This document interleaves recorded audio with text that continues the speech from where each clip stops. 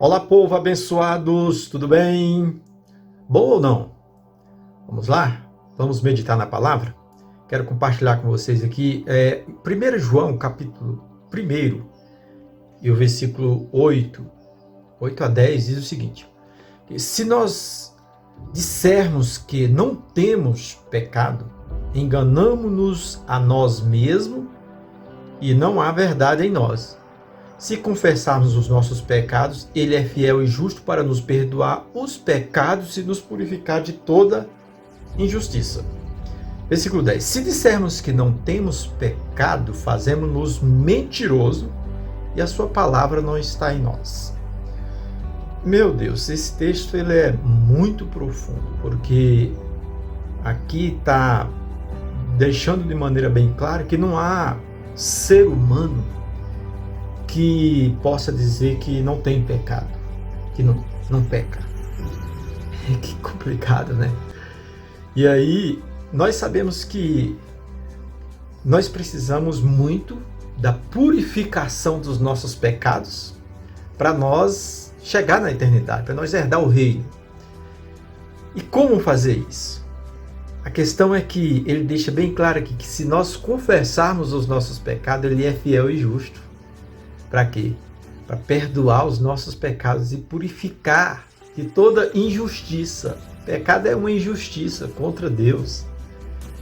Então, essa questão do perdão é interessante. Primeiro, para você ser perdoado, você precisa reconhecer que você é um pecador.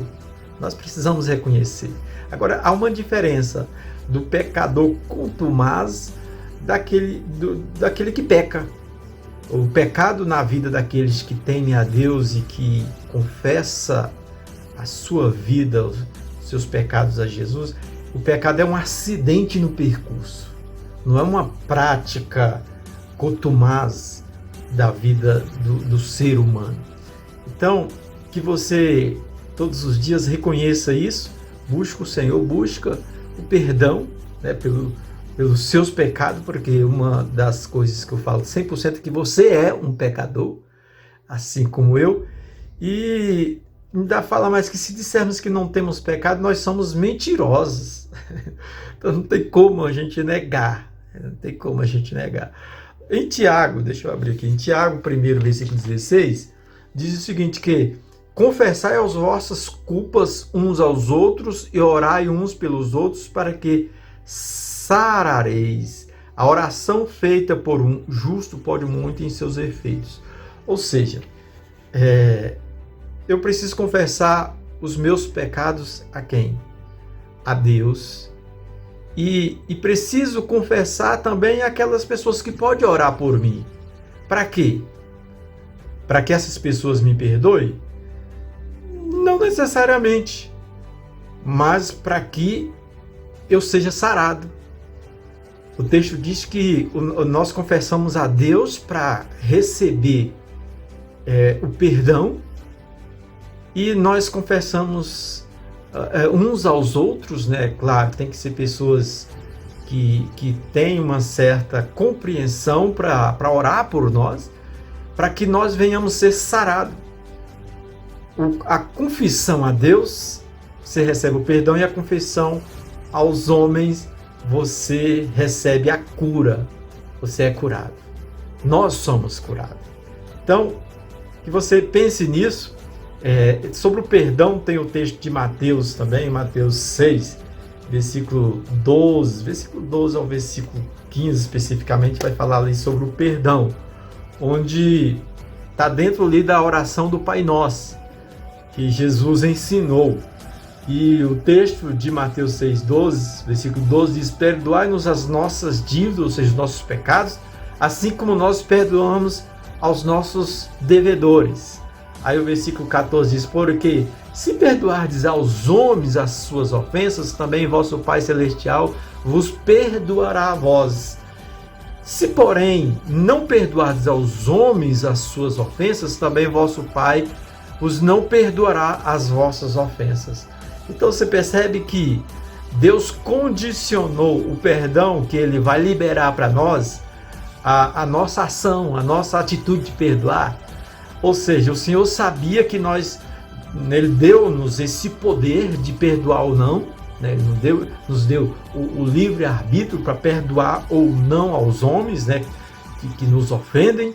E então Ele condicionou o perdão dele e, consequentemente, a salvação, porque sem perdão de Deus não há salvação para o homem, não há como o homem acessar o reino dos céus. Então, ele condicionou a salvação, o perdão, à condição do homem perdoar o outro.